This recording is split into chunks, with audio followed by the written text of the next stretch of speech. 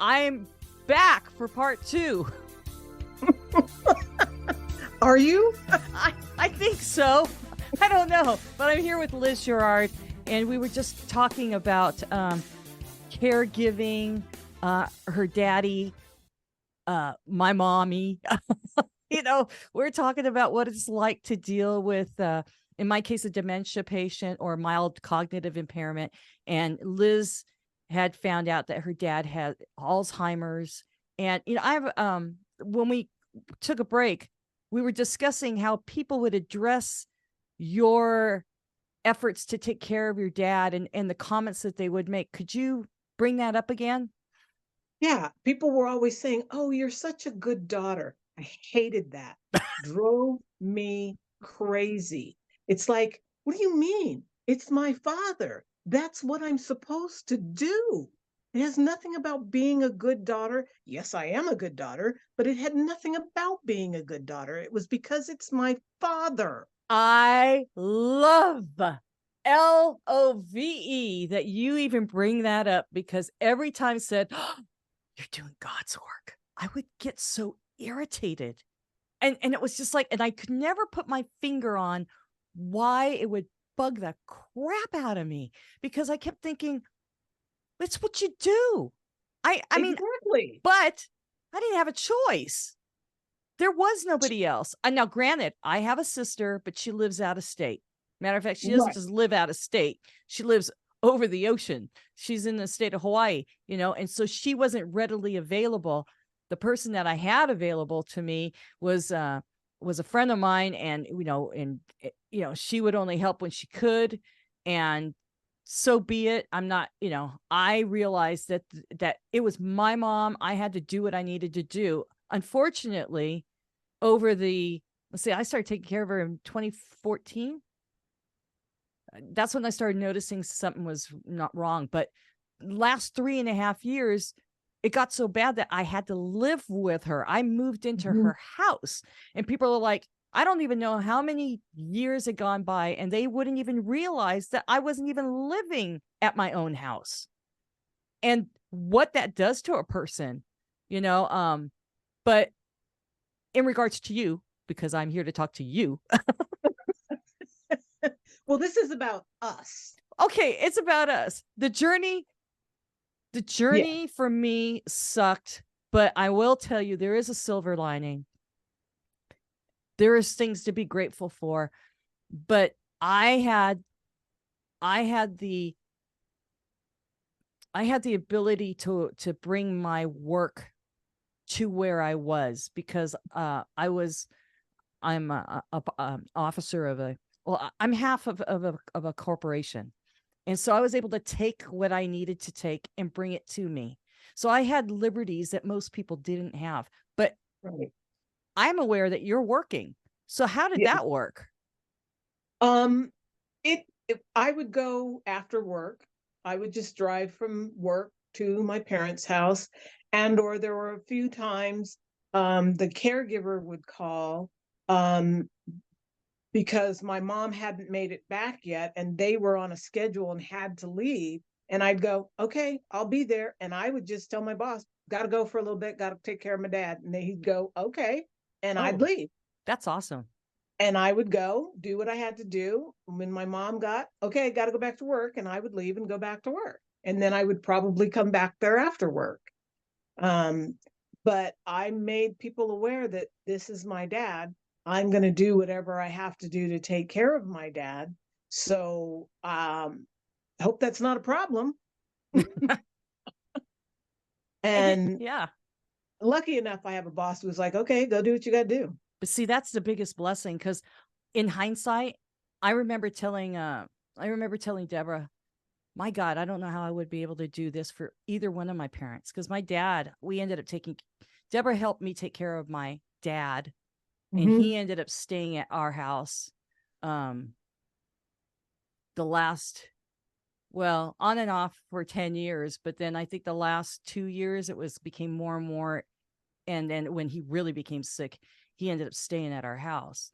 But Mm-hmm. and so I had constant help with Deborah there. But when I came to my mom, it was like 2 months later, and I was moving in. And that changes the dynamic of everything. So to be able to have, like you said, the liberties of people understanding, and you're going to have the liberty to do what you need to do, because not everybody has that. Correct. I don't know how other people do it.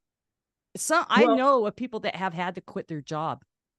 Yes, I do too. But I also have a couple of very close friends who also, it's like, can you go over to mom and daddy's for me today? Blah, blah, blah, blah. No problem. I'll be there.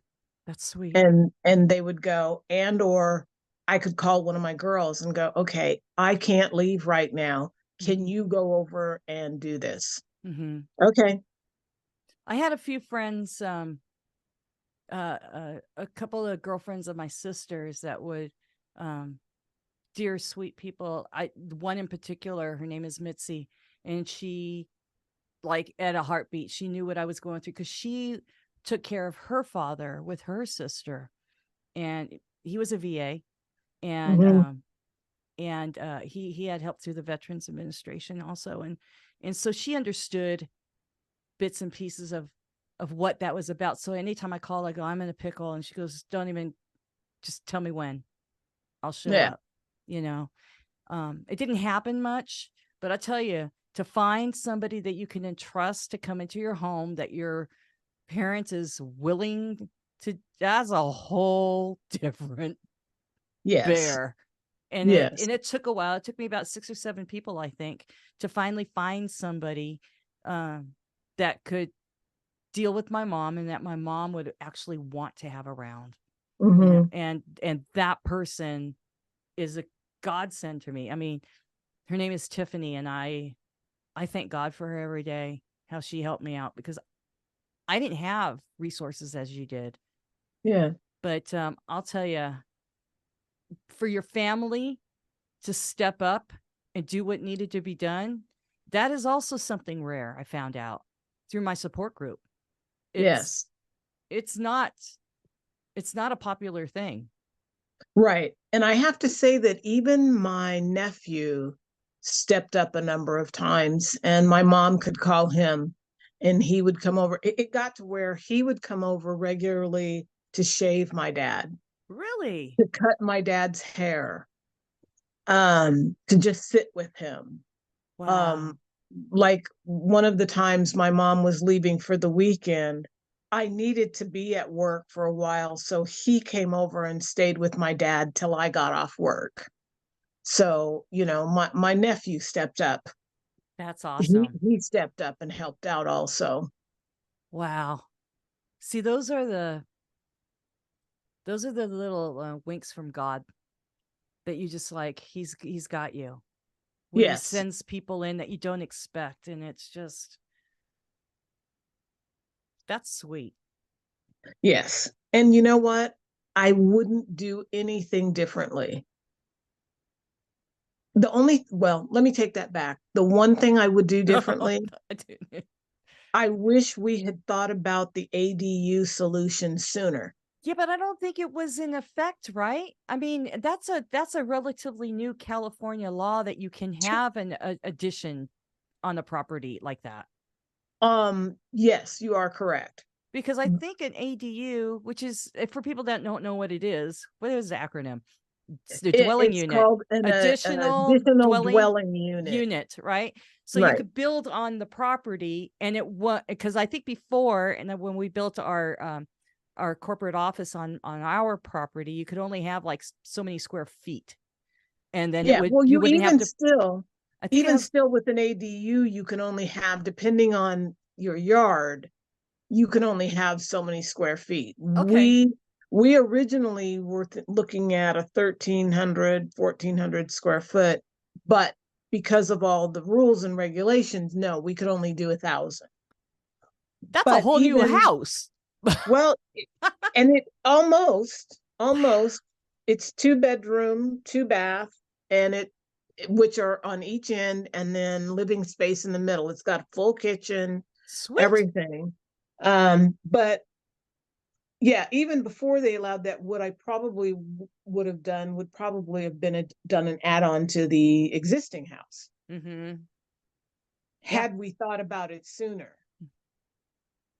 But it wasn't something that ever came into my purview when it came down to, we realized we had to relocate my parents when we originally moved them. Yeah, that makes sense. But then it was like one day I was sitting thinking, and it was like, you know what? We got to do this. Isn't working. I Mm-hmm. don't like being half an hour away. And, because there were nights I'd get calls from my mom at 10:30, 11 o'clock. I need you to come over here. Oh yeah, that's not cool. Because And then, I'd go, come on, Portia, we got to go to mom and daddy's. And we'd get in the car and off we'd go. And then it's a half-hour drive. yeah, and you don't know what's going on. Right. I mean, But then ugh.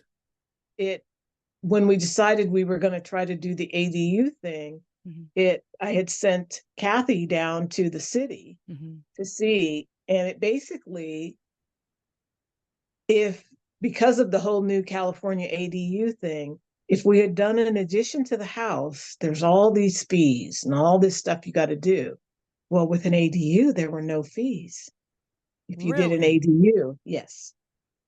So we're like, ADU it is.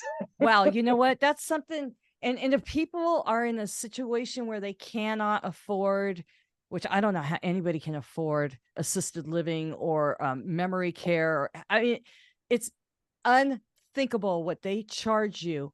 And Yes. in one of my videos, I talk about IHSS, and that's Mhm. actually a program that's through Medi-Cal. I hate that. They mess it up here in California. Medi-Cal is something different than Medicare, but Mhm. IHSS is what I used. And because I had to move in to my mom's place because we didn't build an ADU. I needed to go someplace. I wasn't forking out $7,000 to $20,000 a month for help. Right. And yet I was working through the state for my mom to take care of her, and they were paying me. But what they pay you for the work of 4 people, I mean, I was grateful for it. Don't let me seem like I was complaining about the pay, but it I got ripped off. Well, let me tell you a little secret about that also, because that was one of the things, since my mom was my father's full-time caregiver, Yeah. we looked into that also. Oh, you did? Yes, but they didn't qualify. Do you want to know why they didn't qualify? No, why? Because they had money in the bank Mm, and they of had course. already made their final arrangements. Really? And I That said, yes. And I said, what? Wait And a they, minute. no, yes, How yes, can that play into yes. And I said, so what you're telling me is they would have to be and they own their home. And I said, so what you're telling me, for them to be for her to be eligible to be paid for caregiving my father, who she's literally taking care of 24/7, and he needs, and rattling off all these things he needs. You're telling me they would have to be destitute. And the woman went, honestly, yes. Okay, wait a minute. I have a problem with this. The reason why I have a problem with this, my mom owned her house, but she was in a reverse mortgage. I don't know if they see it as she owns it or not, but it was her house. She did not pull in a lot of money from Social Security, but we were making it work. Let's put it that way. Mhm. I don't know how anybody could get the minimum amount from Social Security, but we made it work. And when my dad passed, she got some money from him. So that helped boost it up so that we were able to we were able to breathe as we were living. But the other part is she had made plans with the Neptune Society. Does that, I don't I get don't it. know, but I guess, and if I think about it, I'm sure it's probably because she was his spouse, Oh, which even still is ridiculous because they look at it as a because joint income or joint assets. something, but it was ridiculous. Dang, so she applied for it, knew about it, but could never get it, and yet she was the 24/7 caregiver. Correct. Yeah, that's not right. Hey, but I do have a question for Yes. you. So you were a caregiver, you had family support. And um I understand, like when people would come in and help me, and my sister would come in every once in a while, that when she was able to help out for, like she would come in for a week. But two of those days were travel days, but it was a time for respite for me. Um Hmm. were there other people in your family that that were within proximity that could come out? You mentioned your nephew or anything like that. I mean, was that everybody in your family, or? No, it was mainly me, my girls, and like I said, my nephew. Okay. Okay. My one sister would come and take my mom out once a week to get my mom out to let her I thought you get her. mentioned someone because you had said something when you were stuck on the Yeah, I freeway. had a girlfriend. I have a Okay. friend here who Okay. would go out and she would help my mom every once in a while if she needed it. Yeah. That's Mhm. good. That's good. You But know, basically, for the most part, it was myself and my girls. You know, my son-in-law he helped a couple of times. I needed him to go out and do something, and it was like we got to a point we needed to put cameras in the house oh yeah.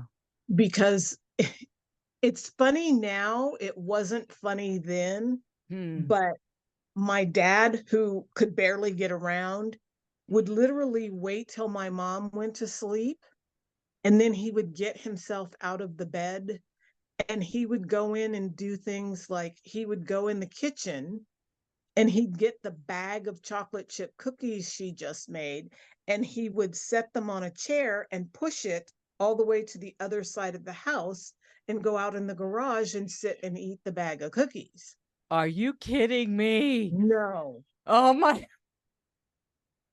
And he would do things like that, but then it became a problem because he'd fall and he couldn't even remember how to get on his hands and knees and get himself up. He Oh couldn't he my couldn't God. comprehend that. Okay, wait a minute. I got to ask you this. I caught my mom when she was still mobile. She would take her rolling walker, Hmm. and they have the seat. If Hmm. they get tired, with the intention that if they put the brake on, then they could sit down and just Right. relax, right? He had one of those. Did the seat actually become like their mobile tray? Yes. Yes. It ended up being some sort of like, not lazy Susan, but it's like they just put everything there and then they would roll where they wanted to go. I mean, Yes. Yes. I remember my mom did that. I was like, really, mom? Really? That's what you're going to do? And it's like, if she spilled, it was just like, oh, I'll clean it up later. I'm thinking, you ain't going to clean it up. You're waiting for me to do it. Yeah. But he would do things like that, but then it became scary because he'd fall. Yeah. Like I said, and we even tried showing him, okay, when he'd fall, okay, here, turn over like this, and he couldn't even comprehend getting on his hands and knees. So I'm sorry, go on. no, go on. I was just going to ask, because he was mobile to that, was he a wanderer? He could have been, but we did things to make sure he wasn't because we were Okay. afraid that could happen.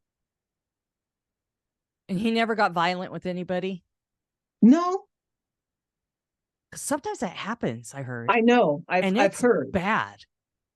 It is so Yeah. bad because they can make accusations. And then this is something I had learned about too, that when they get violent or they make accusations and they know how to call for help or whatever, the first responders, if they're not equally versed in dementia or Alzheimer's or any type of cognitive issues, they don't know who to believe. And Yeah, I've heard that. it puts people in some really nasty situations, because an APS, Adult Protective Services, is involved. Mhm. And you basically have to, I know of one particular case where the loved one was making accusations, and to the point that the law enforcement that came to answer the call didn't know who to believe, and they literally kept them apart. And his caregiver was a spouse and saying, I'm trying to tell you what's happening, and nobody would listen. Yeah. And it's terrible Yeah. because We never had to go through that. But the other thing I found interesting was the first person my dad forgot was the person who was with him 24/7. your mom. And I can remember he would say, and well, she had to call me one night because she was trying to get him to bed, and he wasn't having it because she was an imposter. She was that woman pretending to be Rose. So Portia and I got over there, and I'm talking to him, and he's like, she keeps telling me she's Rose, but she's not Rose, and I want to know where Rose is.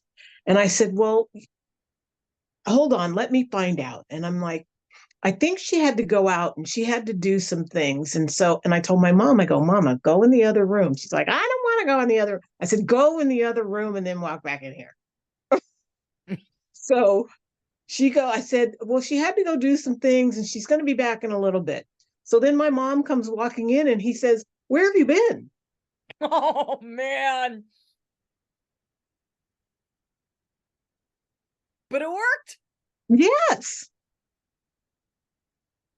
See, I would never even think that. Now, a couple times when he and I were sitting talking, he'd all of a sudden he'd go, are you the real Elizabeth or the fake Elizabeth? I go, no, I'm the real one. I'm the real one. See, He'd go, okay. my first thought would be, which one do you want me to be?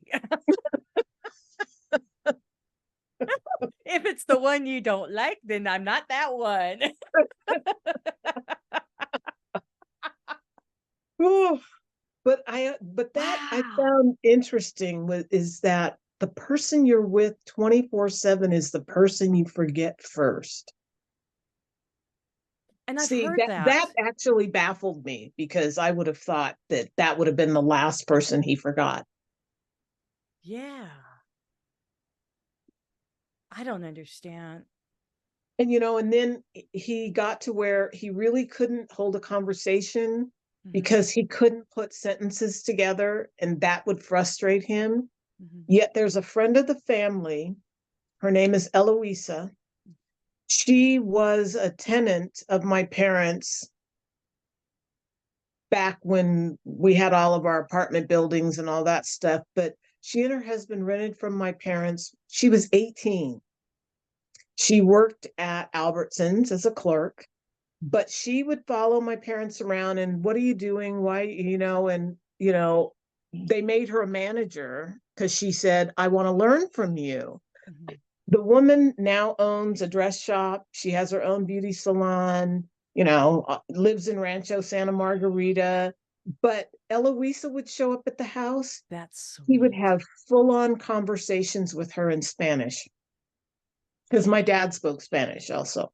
Awesome. But we couldn't sit and have a full conversation with him because he couldn't put sentences together. But he would sit there and talk to Eloisa all day long. You know what's funny? My mom and dad, I was raised in a household that spoke Dutch. And when we were out in public, we spoke English. But both of them, towards the end, fluent fluent Dutch. And I loved it because I realized when they were gone, I wouldn't get to do it as frequent, Mm-hmm. and I didn't want to lose the language. But Mm-hmm. even going to the doctor's appointments, even going to whatever appointments that I had to go, I had to basically translate because the ease of understanding was easier in the native tongue than it was in English. And I would go into all the appointments and it was more or less Mom, Dad, did you understand what the doctor said? No, and then I would translate it for them in Dutch. And do you have any questions? And so it doesn't surprise me that he was able to speak fluent.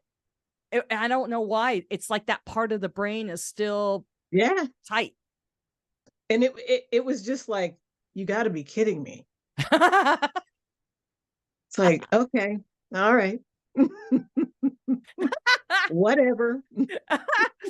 Oh my gosh, that's amazing. But that's what trips me out, how amazing the brain is. Mm-hmm. And I don't know why this is happening. And it seems like it's happening to a lot of people these days. And I have my reasons and my thoughts. Yeah. But the point of the matter, it's here. What are we going to do about it? Right. And how do we deal with it? Especially those of us who have to become caregivers.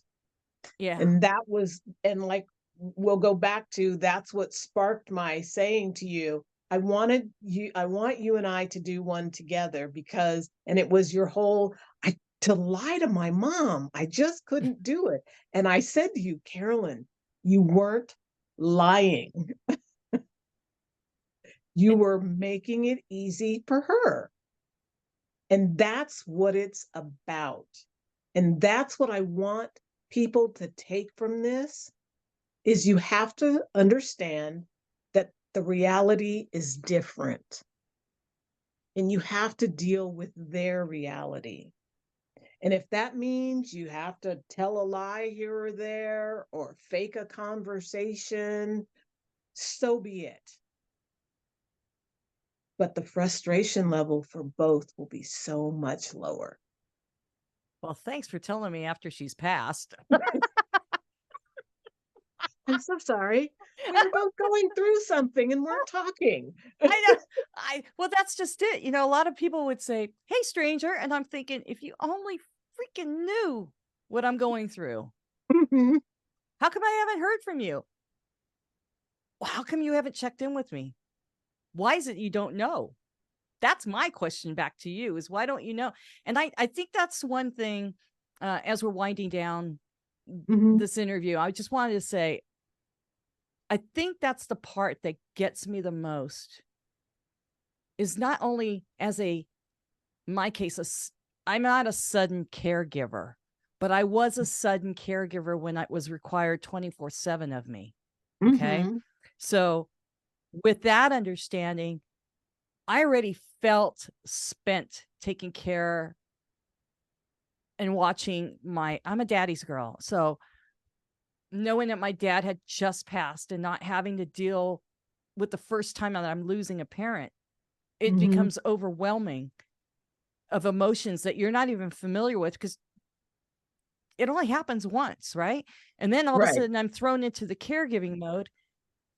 And that was even worse, because if anybody would have told me that was going to happen on the heels of the death of my father, I would have laughed at them. But the isolation and how I felt alone, I kept thinking, there's got to be someone else in this world that's going through this, that understands how I feel and can give me answers like, is this normal? Is that normal? Should I do this? Should I not do that? I didn't even know that you were going through that. And yet we've been friends for, I don't even know how many years. 30 years. At least. Yeah, I know. See, I knew when you guys were taking care of your dad, but I never knew about your mom. I think when people knew, like you was daddy's girl, and you knew my dad. So, and it was just like, okay, all right. But yeah, I know. I mean, see, if we had just talked more often. Sure, in the time that we had. Because there was so much of it. There was so much time just sitting around doing nothing, So I had all the time to reach out and touch you, but I didn't touch you. Maybe because I was too busy spinning my plates, and making sure they didn't fall. I am like beyond my thoughts as to how I made it through to the other side. Because you I'm don't not- think about it. Because you know it's something you just have to do and you just do it. You don't think about doing it, you just do it. I found out things about myself that I never thought possible, and they're good things. I found out I'm a decent person. And I always had a love-hate relationship with my mom, and I kind of talk about that in the previous videos, but at the very end, at the end of the line, I got a mommy. I never called my mom mommy. I never called my dad daddy. But I've always, as a child, wanted my mommy. And that's who I ended up with. And God, I thank God for the time that I had. And my mom and I found she didn't need to keep up a barrier. I didn't need to keep up a barrier. And when we finally let it down, even if there was issues of forgetfulness or things like that, my mom wasn't as bad as some people's. And for that, I'm grateful. I just wish I didn't spend so much time waiting for the other shoe to drop, because then I could have been present in the moment that you were talking about, because it wouldn't have made it so hard for me. Yes. Yes. And I think that's the key takeaway for this interview. And because usually I'd like to ask, what do you want to impart to others? But I think that's really the key of everything, is be present in the moment. And in the reality in which you have. Amen. I think that's it. Liz, I just want to say thank you for this time. Thank you for sharing your heart and part of such a private journey, and a painful one, because it's not fun. No, it's hard to watch. It is. But I thank you, and I love you, my friend. Love you too, girl. And I couldn't have asked for a better person to do this experience with. So thank you. Well, thank you. All right. We'll talk soon. Okay. And for everybody else, if you want to find us, I'm on YouTube's channel, Chatting It Up with the exclamation point. And also Hanging with Hogie for the podcast, if you want to go check us out. But like, subscribe, and share. I'll talk to you guys later. And thank you so much again, Liz. All right. Have a good one. Bye. Bye.